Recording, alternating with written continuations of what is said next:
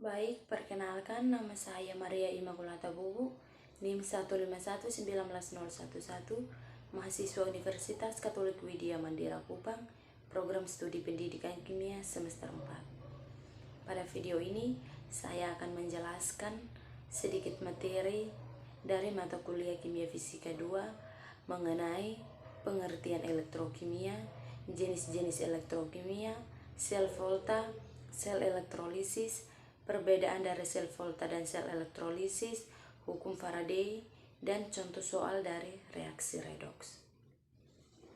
Yang pertama adalah pengertian elektrokimia.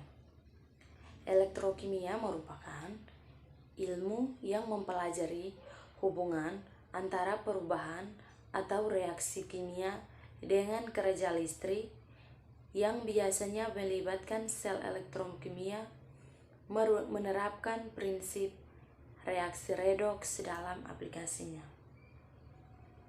Yang kedua adalah jenis-jenis sel elektrokimia. Jenis-jenis sel elektrokimia antara lain sel galvani atau sel volta dan sel elektrolisis. Yang ketiga, sel volta. Sel volta merupakan sel elektrokimia yang dapat menghasilkan energi listrik yang disebabkan oleh terjadinya reaksi redoks yang spontan. Yang keempat, sel elektrolisis. Sel elektrolisis merupakan sel elektrokimia yang mana energi listrik tersebut yang digunakan untuk menjalankan reaksi redoks itu tidak spontan. Nah, jadi perbedaan sel volta dan sel elektrolisis yaitu sel volta mengubah energi kimia menjadi listrik dan sel elektrolisis mengubah energi listrik menjadi energi kimia. Yang berikut adalah hukum Faraday.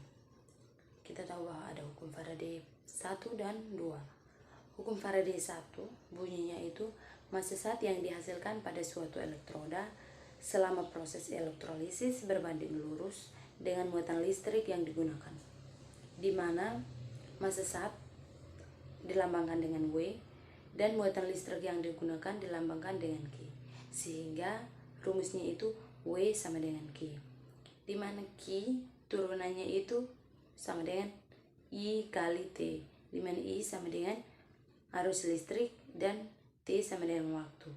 Jadi bisa ditulis menjadi W sama dengan I kali T. Hukum Faraday yang kedua bunyinya massa yang dihasilkan pada elektroda berbanding lurus dengan massa ekuivalen zat, sehingga W sama dengan ME. ME itu adalah massa ekuivalen. ME sendiri bisa kita cari dengan menggunakan rumus AR per Bilox, sehingga dapat ditulis juga menjadi W sama dengan AR per Bilox. Kemudian contoh soal reaksi reduksi. Untuk yang pertama, pada reaksi berikut tentukan mana yang berperan sebagai oksidator. Kita tahu bahwa oksidator adalah yang mengalami reduksi atau penurunan Bilox. Nah, untuk contoh soal yang ini, yang mengalami oksidator di sini adalah Mn2. Karena Bilox Mn pada Mn2 adalah positif 4 dan Bilox Mn pada MnSO4 adalah positif 2, sehingga terjadi penurunan Bilox, sehingga MnO2 menjadi oksidatornya. Contoh soal yang kedua, perhatikan persamaan reaksi berikut.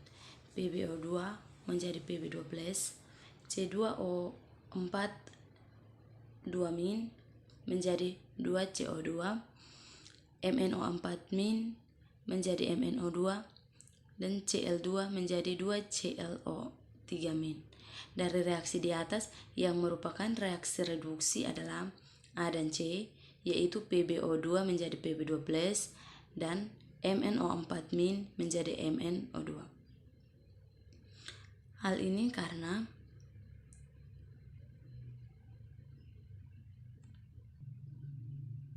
yang mengalami reduksi adalah yang mengalami penurunan Bilox, sehingga Bilox pada PbO2 itu positif 4 menjadi Pb12, dan Bilox Mn pada MnO4 menjadi MnO2, Biloxnya itu dari positif 7 menjadi positif 4. Sehingga dari reaksi di atas itu yang merupakan reaksi reduksi itu adalah PbO2 menjadi Pb12 dan MnO4 menjadi MnO2.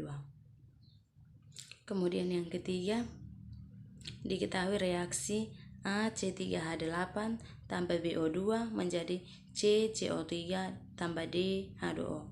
Jika reaksi tersebut disetarakan, maka harga A, B, C, D berturut-turut adalah 1, 5, 3, dan 4, sehingga menjadi C3H8 tambah 5O2 menjadi 3CO2